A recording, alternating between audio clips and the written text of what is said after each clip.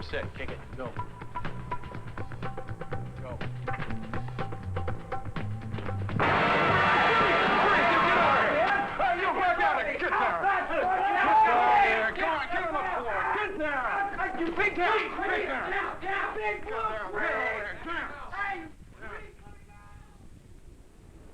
Well, that sounds good to me. Did you have any problems with the courts? I just won the Supreme Court. They threw it out. Well, now, why'd they do that? You had the consent of the wife. You know, there's some things about this knock and notice stuff that bother me. How did I get you for a partner anyway? What do you mean? I mean, what were you doing Hadley's lecture on excuse? He laid it all out, consent and everything. Oh, yeah, I'll bet that's when I was off to cover for Jackson. What'd he say about consent? Come on, I'll tell you.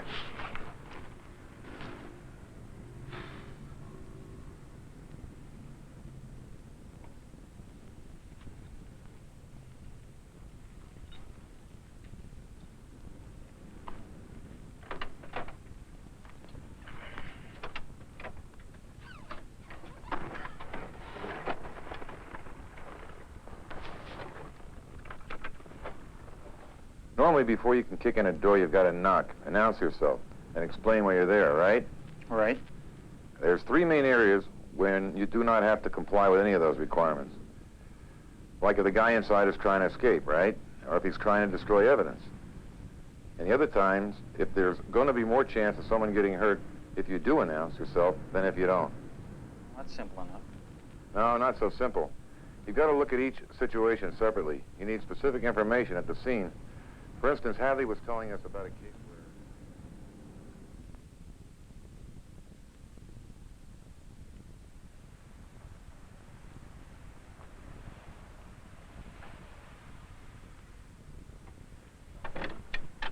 Is that the house? Sure is. 1636 Maple. What do you think? I think we kick it. If this dude knows we're outside, he's going to try and do us. How are we going to get by knock and notice? Well, remember what record said about his last two arrests. Each time he's had a 45 with him. Do you use it? See his rap sheet? Loaded with violence. ADWs, assaults, you name it.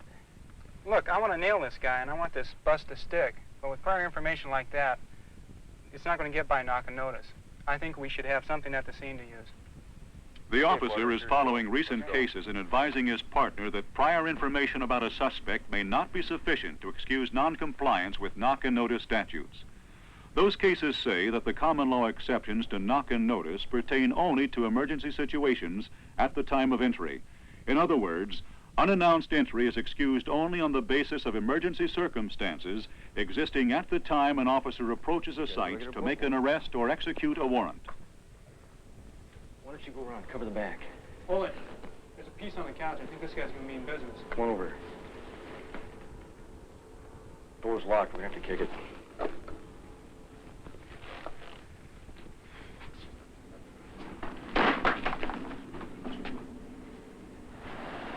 And the court held out a good entry. They didn't have to knock and notice and explain why they were there. They had specific information on the guy, that he was probably armed and liked to shoot when resisting arrest. But most importantly, they saw he had a weapon inside the house at the time of the arrest and was likely to use it. And he was standing in a place where he had a right to be, the front porch, when he saw the gun. Well, what about a narc case? You know, where the suspect can flush the stuff down the john before you finish your spiel on the porch. Hadley says there's a general rule about a case like that. He said that...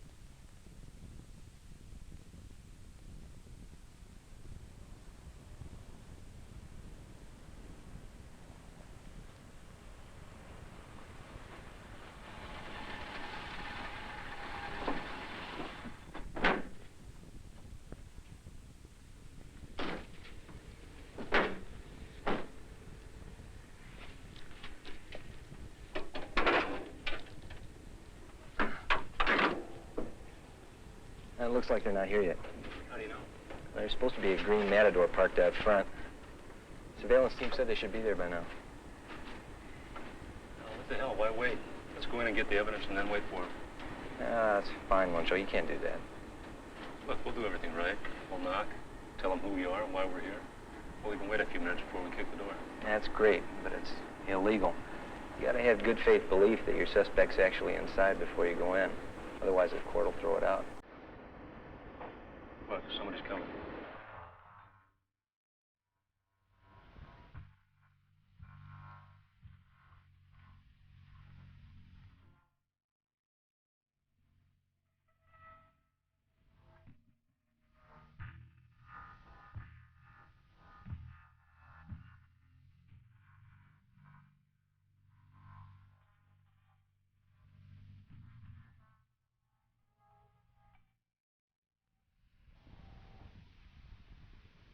Officer Barnes was correct when he told his partner they needed a reasonable belief that the suspect was in the house before they could enter.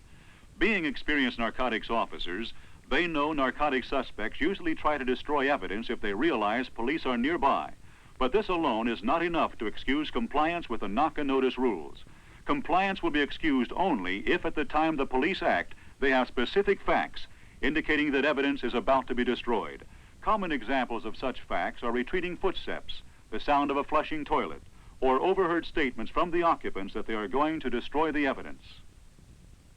Police officers. Place it down to John. In that case, they didn't even get an opportunity to knock on the door. The suspects gave them an excuse to go right in. If you hear any sounds like the flushing of a toilet or running footsteps, or something that reasonably leads you to believe that the occupants are fleeing, destroying the evidence, or maybe going to get their weapons, don't wait. Go right in. I forgot to tell you about hot pursuit and entering age situations. I know about those. Well, if a guy you're chasing runs into a building or another structure, forget about knocking notice and following right in. Same goes for entering aid situations. You know, if you hear moans or other noises that sound like an emergency, forget about knocking notice and barge right in. You're tremendous, Jim. I suppose tomorrow you'll be spouting off case citations to me. Listen, there's Dick, or I'm going to talk to him about his tape deck. I'll see you later. All right.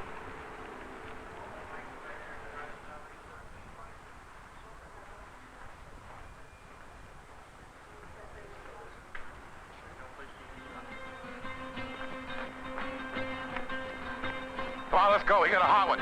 They found Porky. Porky? The fattest fence in town.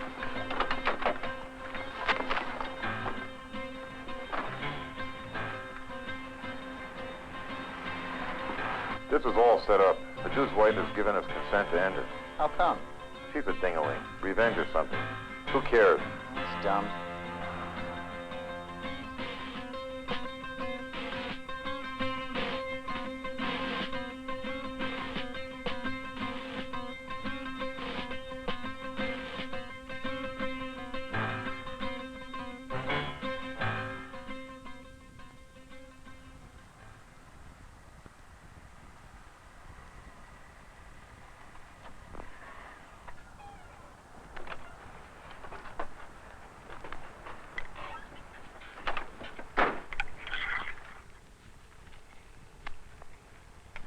Go right in. We got consent.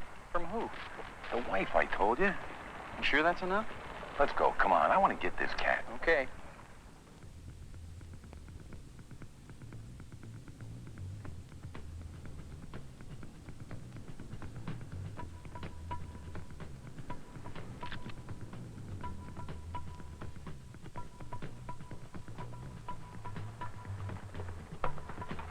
Jimmy, we're going to have to kick this Go ahead.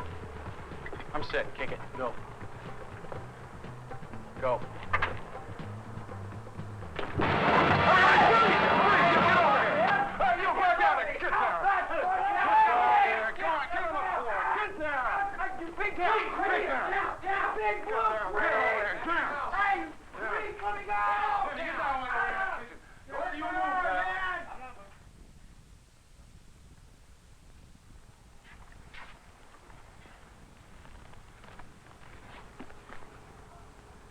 Listen, I hear Porky did a number on your knock and notice theories in court Tuesday.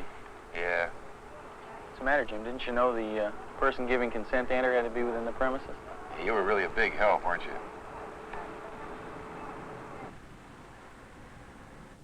Consent to enter is a valid excuse for not complying with knock-and-notice requirements. However, the consent must be given by someone inside the premises. As this last vignette demonstrates, a consent given by one of the residents of a house when not inside of it is not sufficient. However, it is doubtful whether knock-and-notice statutes could protect a trespasser if the absent householder gave police consent to enter in order to remove him.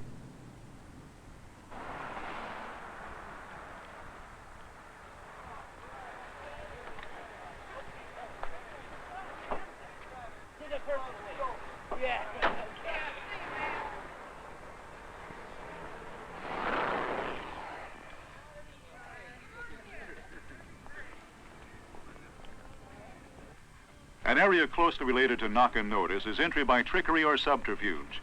The United States Supreme Court has told us there is nothing inherently unlawful in the use of police subterfuge in suppressing crime as long as constitutional rights are not invaded. Thus, the use of undercover operations in such areas as narcotic buy programs has been approved by the courts.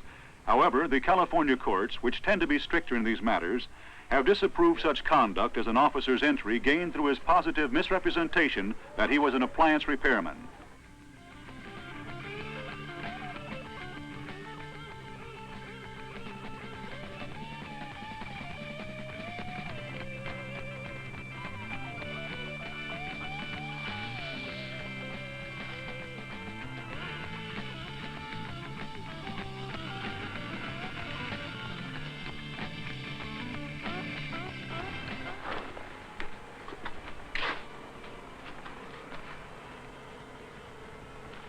Hey, that neighbor might be right. It sounds like a coke party. Yeah, you can practically hear the snow falling. Hey, listen. I got a way that we can get inside so we can find out exactly what's going on. People have been going up to the door all day long and just knocking, then they just go right in. So why don't we just come on up to the door? You mean that we just... Yeah. Well, what about knock and notice? Don't knock it if you haven't tried it. Well, that's really funny, Winchell, but don't we have to? They say come on in, it'll be consent. You mean we're just going to knock on the door, state police officers conducting a narcotics investigation, they're just going to say come in? No, no, no. We're going to go knock. Just knock. Okay, go ahead.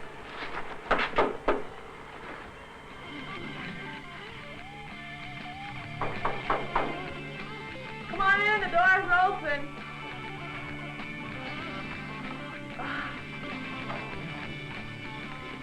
Hi, come on in. Come on in. Go to the party. The police officers, you're under arrest. Everybody put your hands on your head. You can get over here. Let's go. Don't move. Get over there. Yeah, Hey, get out where you were. Come on, Right down here, move. right down here. Move. Get over there. A California Supreme Court case held this type of police action legitimate because the officers made no positive act of misrepresentation. Merely knocking on the door and being invited to come in is a consensual entry, making compliance with knock-and-notice statutes unnecessary. Another creative entry by Officer Jim Richardson. Want to argue with the Supreme Court? I know, but it's a little riskier. Why? Well, how about no probable cause? Well, why should that make a difference? All we want to do is have a look inside. And once he opens the door, we're going to see Macy's basement anyway. Yeah? Well, how much longer is it going to be? I don't want this crap around after Friday. Yeah, I know. But get this stuff out of here. I mean, how much longer can I tell the manager I'm still moving in? Huh? Fine. All I want you to do is tell him you're checking filters for gas heaters. I don't like things like this at my place. You like these for tenants? Where's his apartment? That's over here.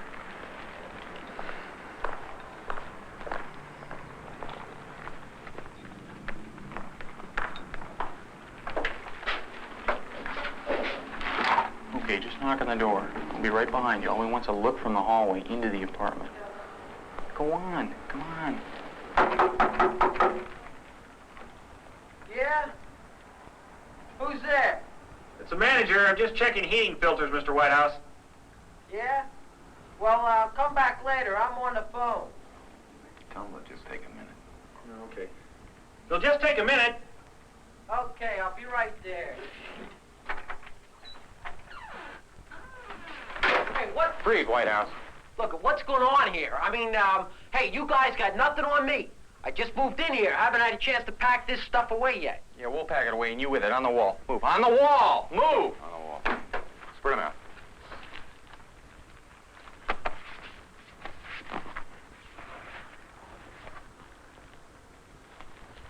Most courts, led by the federal courts, would find no illegality in the officers' use of trickery here, since they use no force to gain entry.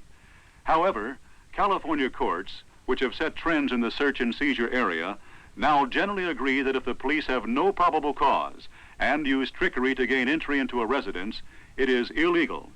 Note that in this case, the officers use a positive act of misrepresentation when they induce the manager to make false statements about the heater filters. He's supposed to be here. Where is he? Here he comes. I wonder if he made a buy.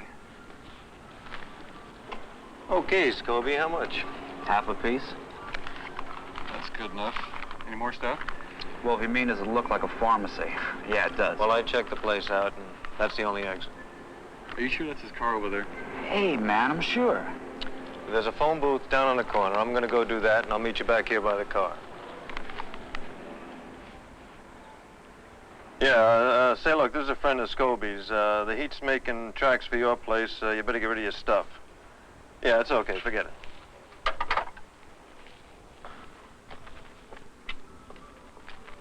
I wonder if he's going to bite. Wait, I think he's coming. Police officers want to talk to you.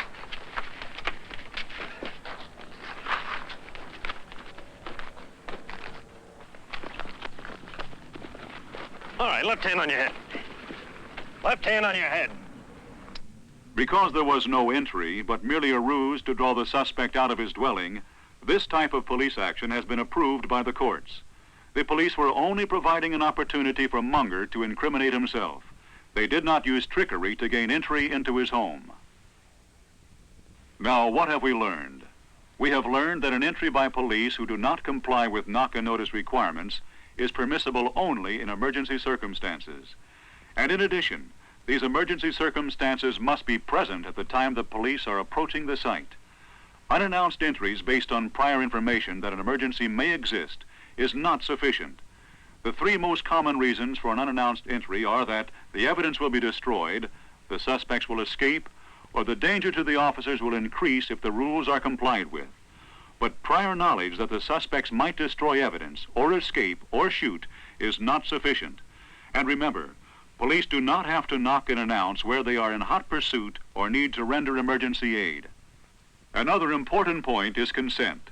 Consent to enter must be given by persons within the structure.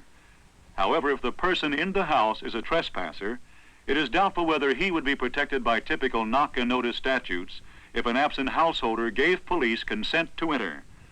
As to trickery or ruse, remember that it's an unsettled area, but that you can probably use these devices where you have probable cause and you perform no positive act of misrepresentation.